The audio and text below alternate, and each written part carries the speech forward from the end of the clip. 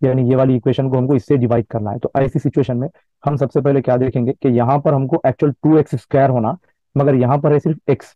तो सबसे पहले 2 होना, तो हम यहाँ पर क्या करेंगे, 2 लिख देंगे सबसे पहला पहला काम।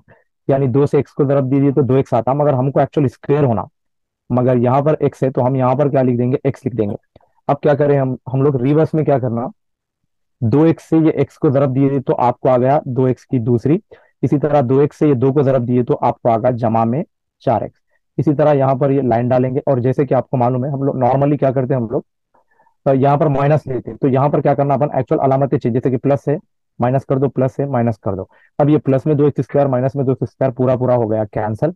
अब यहाँ पर है प्लस में 3x और यहाँ पर है माइनस में 4x। तो इसका मतलब ये हुआ कि माइनस में 4x से 3x को निकाल दिए तो यहाँ पर आ गया माइनस में x।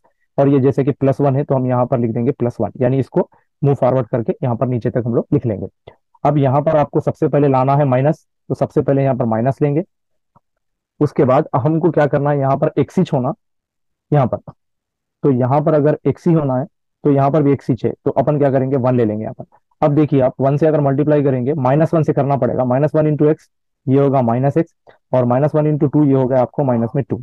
अभी अपन यहाँ पर भी क्या करते हैं, जैसे कि अलामतें चेंज करते, माइनस है तो ये प्लस लिख लीजिए, और ये माइनस है तो प्लस लिख लीजिए। ये प्लस में x और माइनस में x हो गया कैंसल।